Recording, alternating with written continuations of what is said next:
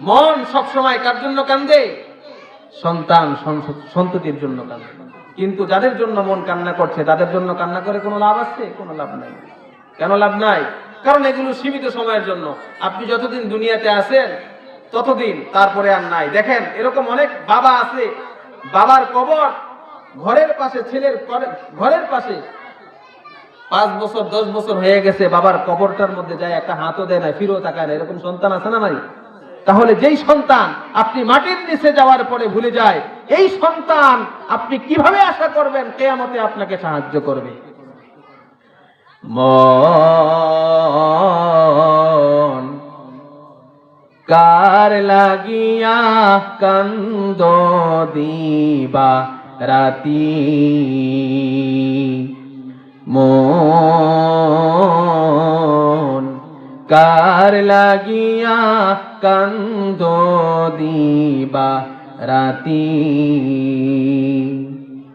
ভেবে দেখো কেউ হবে না, ভেবে দেখো কেউ হবে না তোমার সঙ্গের সাথী,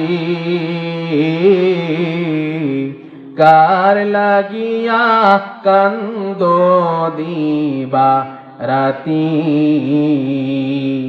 মন কার লাগিয়া কান্দ দিবা রাতি, আপন আপন বইলা যারে ভাবছো সারাক্ষণ,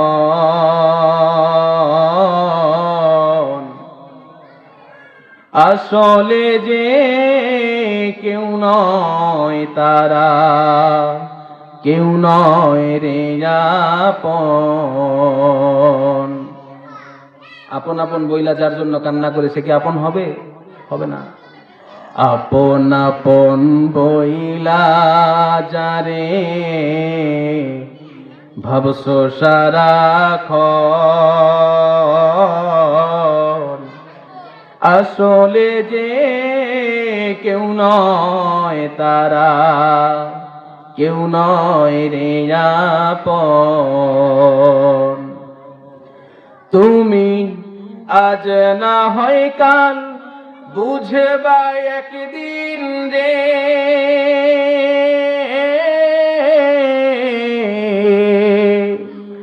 আজ না হয় কাল বুঝবা একদিন, নিভেলে জীবন বাতি,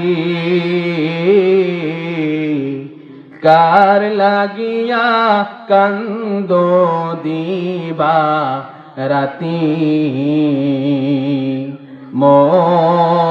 মন কার লাগিয়া কান্দ দিবা রাতি, মায়ার জালে বন্দি হইয়া বান্দা সুখের ঘর, পরকে লইয়া করছ বসত, আপন কইরা পর। আখিরাতে আমাদের আসলকে, আমাদের আপনকে বলেন, আমাদের আপনকে আল্লাহ না? তাইলে যারা পর হয়ে যাবে মাটির নিচে গেলে, তাদেরকে নিয়ে বসত কইরা সে আল্লাহকেই ভুলে আছে। মায়ার জালে বন্দি হইয়া বান্দা সুখের ঘর, পরকে লইয়া করছো বসত, আপন কইরা পর। তুমি আজ না হয় কাল বুঝবা একদিন রে,